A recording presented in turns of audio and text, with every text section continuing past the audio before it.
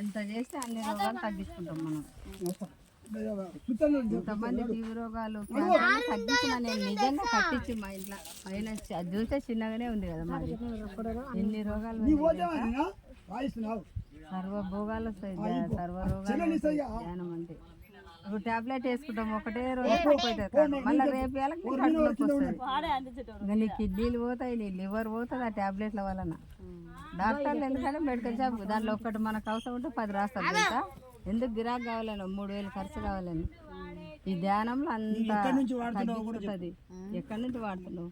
నేను అక్కడ ఖమ్మం మళ్ళీ ఏమొస్తుంది అక్కడి నుంచి తెచ్చి వాడితే. అవల్ల బంద్ చేసి నన్ను అడిగి ధ్యానం చేయి, దీనికి కాడ కూర్చొని చేయి, చెప్పింది కదా. పని కూడా హెల్ప్ సేవ చేయాలి, చేస్తున్నా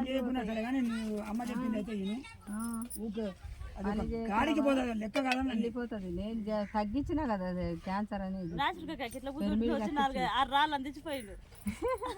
సేవ చేయాలి. ఇప్పుడు నేను పిరమిడ్ కట్టించిన, వీళ్ళ వంట చేస్తారు, వచ్చి పైన ఊడుస్తారు, సేవ చేస్తారు. నీ శాతం అయితేనే ఒక హెల్ప్ చేయాలి.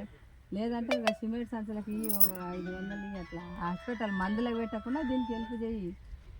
పైన విశ్వానికి తెలుసా, కింద ప్రకృతి మాటలు తెలుసా. ప్రకృతి మాటలు కాపాడే వాళ్ళం అవుతాం. గుడులకి దాళ్ళకి ఇస్తారు కదా. ఆ దేవుడు అంటే ఎవరు? జీవుడే దేవుడు, దేహమే దేవుడు, మనమే దేవుళ్ళం కదా. మన దేవుడు అని తెలుసుకున్నప్పుడు ఈ ధ్యానంలో కూర్చుంటే తెలుస్తుంది. పిల్లవరకన్నా నీతో 500 100 రూపాయలు ఇచ్చి భోజనం కడుపు నిండా పెట్టి బ్యాంకులలో ఉంటే తినాం కదా పైసలు. కడుపు నింపితేనే మన పుణ్యం వచ్చేది. మనం కోటి యుద్ధాలు చేసేది అన్నం కోసమే. సేవ గుణం ఉండాలి. 5 ఉంటే 10, 10 ఉంటే 5, 5 ఉంటే 2 ఇట్లా అనమాట. బ్యాంకులో పెట్టుకొని మన దాని పిల్లలు